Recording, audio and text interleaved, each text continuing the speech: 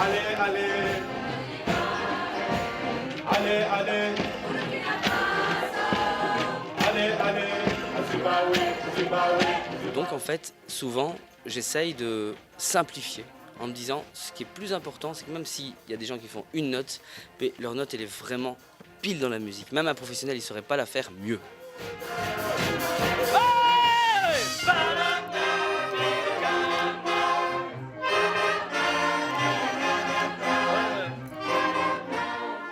On va remplir, on peut mettre 74 minutes sur le disque. Tout va remplir, c'est bien ça. Mais aussi dans la fanfare, il y a des musiciens excellents, il y a des professionnels, quelques-uns, et il y a des musiciens amateurs excellents d'un très bon niveau. L'avantage, c'est que ces musiciens-là tirent les musiciens plus débutants et donnent un ensemble cohérent, quoi. Et en fait, quand vous dites allez, allez à Bamako, etc., mais on n'a pas l'impression que vous avez envie d'aller. Si. À part Florent. Vous avez une image dans votre tête pour chaque nom et il faut le dire avec cette attention-là, sinon. Peut-être ce qui transparaît tout de suite, c'est la dimension humaine du projet. On le voit, les gens sont là à toutes les répétitions, même c'est quand même assez lourd. Donc ça c'est la première dimension, c'est la dimension humaine. Les gens, c'est devenu, je pense, une priorité pour eux dans leur... Et donc ce qui fait aussi que va s'en dégager une énergie extraordinaire qu'ils vont pouvoir partager avec le public. Mais je pense qu'il y a une autre dimension qui est une dimension qu'on a rarement connue, en tout cas dans ces projets, c'est la dimension de création musicale. Et je suis persuadé que ce projet-là, on peut le donner en France, on peut le donner en Allemagne, on peut le donner partout. Et il y a quelque chose qui se passera, quoi. Un'esperienza che tutte le volte mi dà un'energia incredibile. Io quando torno in Italia dopo le prove di Mali Mali torno con una voglia di fare altra musica. Io sono musicista quindi faccio normalmente musica, però questa esperienza è piena di energia veramente. E poi trovo anche che il progetto di unire i due linguaggi musicali, quello africano e quello europeo, sia fantastico e insomma poi i risultati li ascolterete, quindi vale la pena di venire anche da Roma.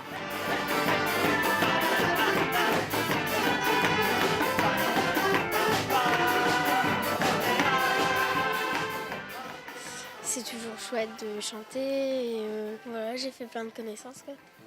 Alors tu connais Baba, qu'est-ce que tu penses de Baba? Bah, qu'il est bon musicien, qu'il est gentil.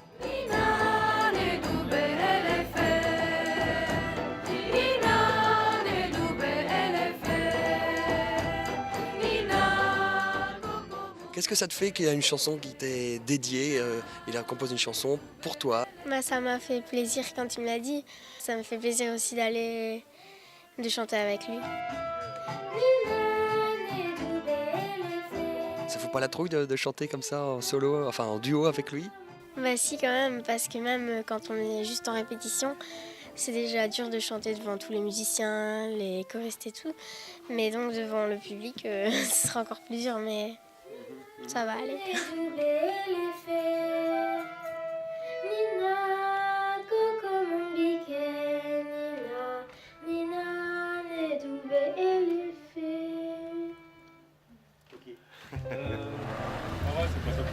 Nous sommes dans le taxi brousse.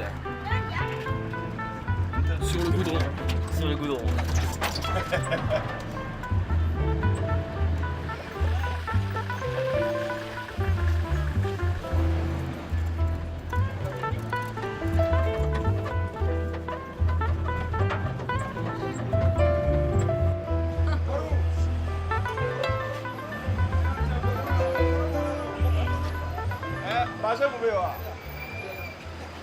Tu as chaud, hein?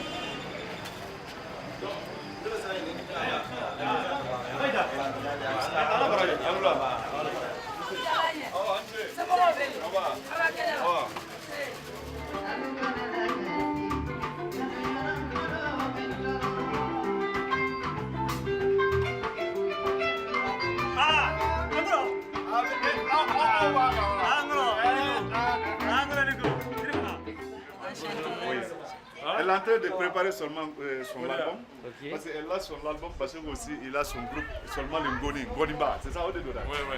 Tu vois, même si Jacques Chirac il vient ici, c'est lui qui joue pour lui. Vraiment, c'est un des meilleurs, il n'y a pas deux comme lui. On a joué avec tous les griottes en même temps, il a créé son style, il est resté comme lui. C'est magnifique. Ça m'a fait un très grand honneur aujourd'hui que vous êtes dans la maison de Bassebou, de lui écouter, c'est magnifique, vraiment incroyable.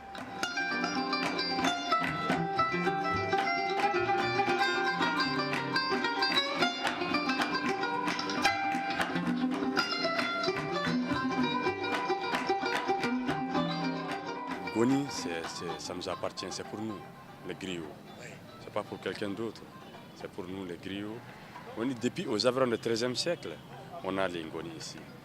Ngoni musique, c'est comme musique royale dans notre pays. Parce qu'on a joué pour que les rois, des grands rois, des grands guerriers, des grands marabouts, depuis aux environs du XIIIe siècle.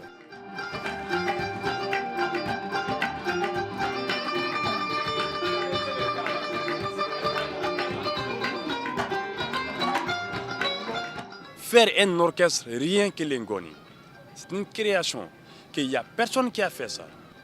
J'ai essayé de faire un très grand Ngoni pour faire la basse. Donc tu viens de voir, ça marche bien.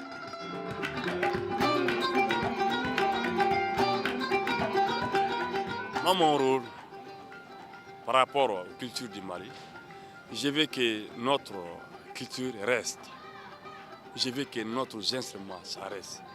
Je vais montrer aux gens qu'on a toutes ces possibilités de faire avec notre instrument. On n'a pas besoin de chercher ailleurs.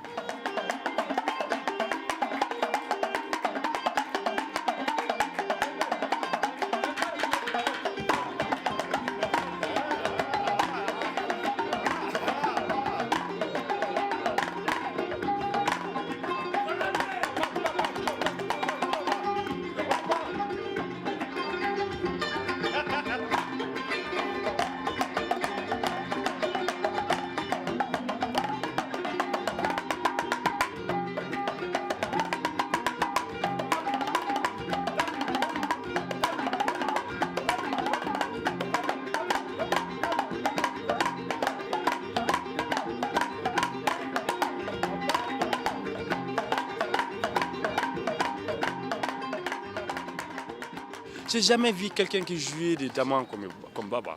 Depuis on est jeune, depuis à l'âge de 11 ans, on était ensemble ici à Bamako.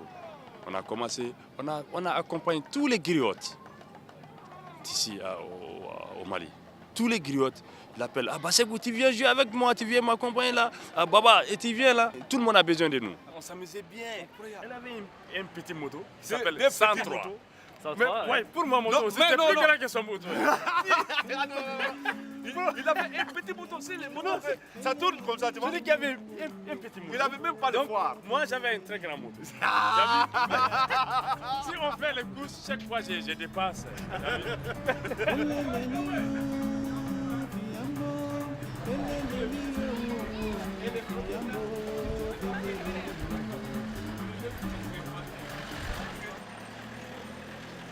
Nous sommes en face de chez Malika 7, c'est bien ça? Ouais, Malika 7 qui est le marchand de CD de Bamako, selon ce que Baba nous a expliqué. Donc on est venu un petit peu se ressourcer et trouver de la musique du Mali pour repartir avec en Belgique pour encore mieux s'imprégner et pouvoir continuer le voyage à la maison avec les oreilles. C'est la bonne cause. J'ai beaucoup écouté Baba dans beaucoup de disques. Je l'ai beaucoup écouté aussi quand il chantait pour nous, autour de la table, etc. J'ai essayé de vraiment m'imprégner de ça. Et comment dire, en tout cas, moi j'avais un objectif très clair quand je faisais mes arrangements, c'est que je ne voulais pas qu'on change quoi que ce soit dans la musique de Baba. Je voulais qu'on colle vraiment notre musique sur celle de Baba, mais pas demander à Baba, tiens là tu veux bien changer de note, etc. Non, ça je voulais vraiment que ça reste comme ça. Et donc j'ai dû un peu bidouiller dans les arrangements parce que, pour faire très simple et très résumé, chez nous on joue avec des instruments qui sont tempérés. Ça veut dire Tempéré, ça veut dire que la gamme est divisée en 12 parties égales. Entre chaque note du clavier, il y a le même écart.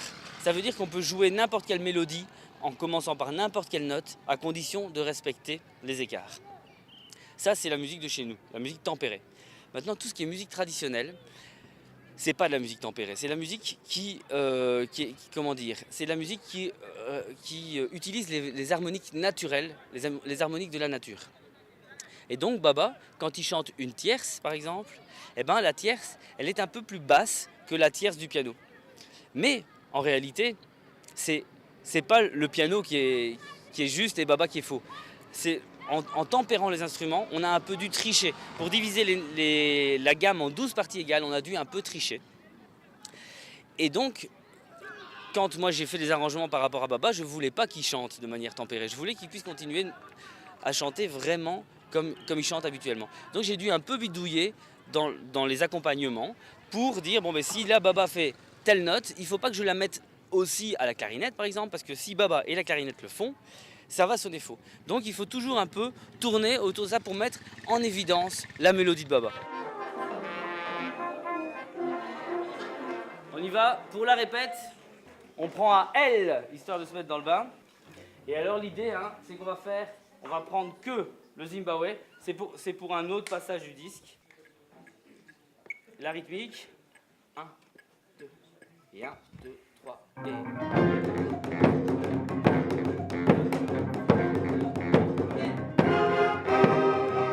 On a commencé ce travail, les choses qui me donnent beaucoup d'énergie, c'est parce que je vois tout le monde, les plus grands et jusqu'à les plus petits, mais je vois personne qui fait les discussions.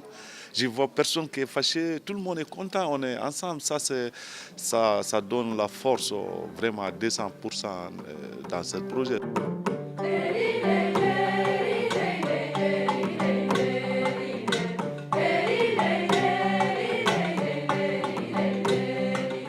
L'enregistrement s'est passé en 4-5 jours à peu près. On fait en fait des répétitions et puis quand on estime qu'on est prêt, on enregistre en 1, 2, 3, 4 prises. Parfois on recommence. Donc c'est très fatigant. La musique de Baba vous inspire quoi? Beaucoup de respect avant tout. Et puis une joie de vivre exceptionnelle, je pense.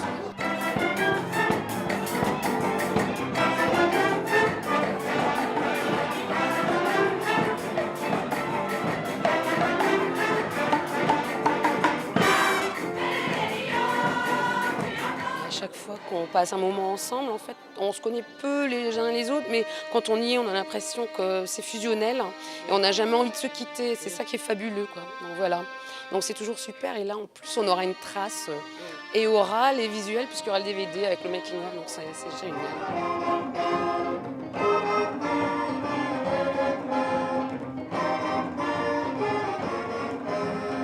C'est aussi la trace de 2 ans de travail, de 2 ans de rencontres entre les gens. C'est un peu un aboutissement, le CD. En fait, le concert, c'est un aboutissement festif et le CD, c'est un aboutissement qualitatif au niveau de la musique. Si jamais pendant le concert, il y a des choses qui ne sont pas très, très au point, avec l'énergie, ça passe. Mais dans un CD, on ne peut pas. C'est une autre qualité, mais c'est un aboutissement musical.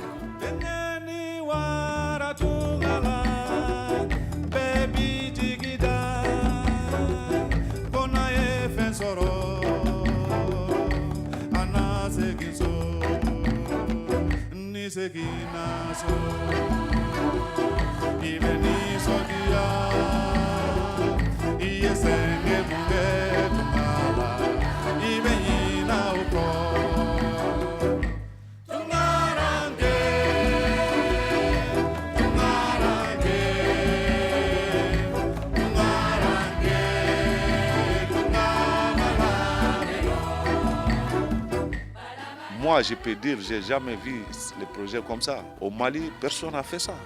Ça, c'est une fierté pour nous, pas seulement pour moi ou pour Éloi, mais c'est une fierté pour nous, tout le monde, tous les gens qui ont participé dans ce projet. Je pense que cette force, ça va amener les CD seuls partout dans le monde, parce qu'on fait une chose qu'on croit.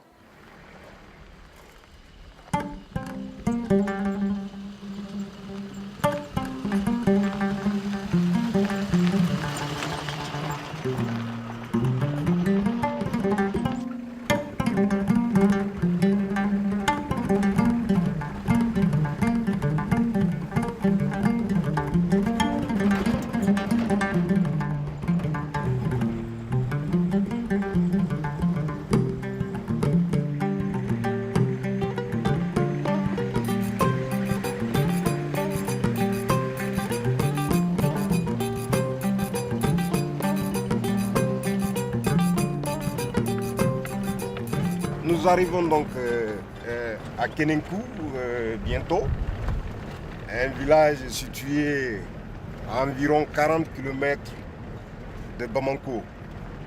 Et l'accès de ce village est très compliqué, très dur, très difficile, à cause des collines qu'on monte à travers brousses, petits chemins, des ruisseaux, ce qui complique un peu le développement de ce village. Les villageois, pour se rendre à Bamako, n'ont pas d'autres moyens que leurs vélos, des charrettes. Et souvent même, ils se rendent à Bamako à pied. Ce village nous a contactés il y a une dizaine d'années pour l'appuyer dans la réalisation de leurs initiatives.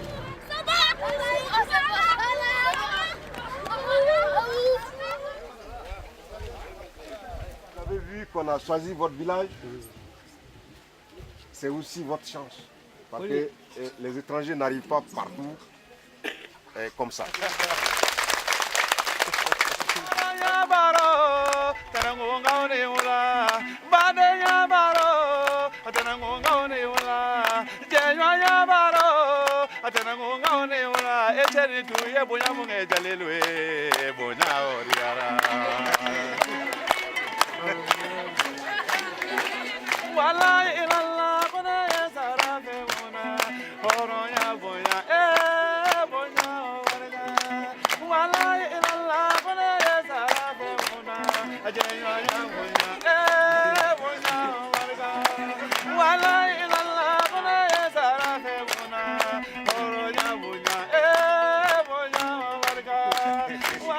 Quand je voyage beaucoup de fois au Mali, dans les villages, comme par exemple ici, il y a des villages que les gens font 7-10 km à pied.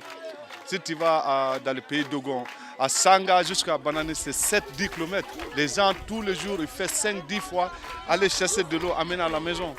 Donc pour moi, cette collaboration d'échange culturel, ça porte vraiment si on arrive à amener de l'eau dans les villages qui ont besoin de cette au nord.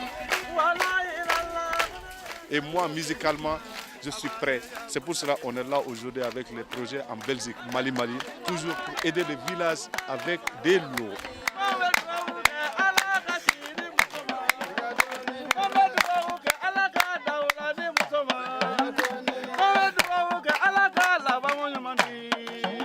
La plus grande richesse, les plus grandes ressources que nous avons à montrer, à partager avec le monde, c'est notre culture. Aujourd'hui, qu'est-ce qu'on constate ici au Mali? Il y en a qui partent et qui veulent faire la promotion de cette culture africaine, de cette culture noire.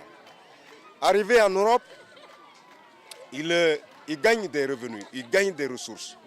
Mais des ressources qui profitent qu'à eux, sans penser au développement local. Alors que les produits culturels qu'ils exportent de l'Afrique viennent de ce terroir. Pourquoi donc ne pas venir aider ces villages en mettant à la disposition du développement les ressources qu'ils peuvent gagner dans la promotion de la culture africaine? Et ce que Baba Sissoko transmet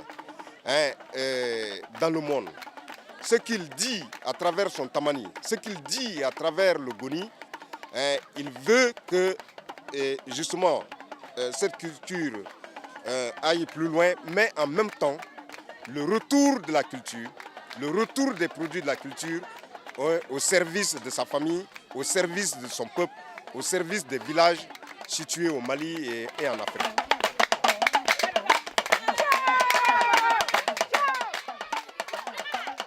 kayra an sitigi la kayra an dentigi la kayra an kɛnɛyatigi la san mana kɛmɛ bɔ an ka jɛ ka fɛnw sɛbɛn ala k'aw mɛn an kɔrɔ ala ka dɔ fara si kan ala ka kɛnɛya di ala ka lafiya di n'an ye juguman mun kɛ a bɛ yafa ma anw ye denw ye an bɛ kɛ mɔdenw ye an bɛ to ka fili ni fili y'a sɔrɔ a bɛ yafa ma a bɛ yafa Jakite Jakite.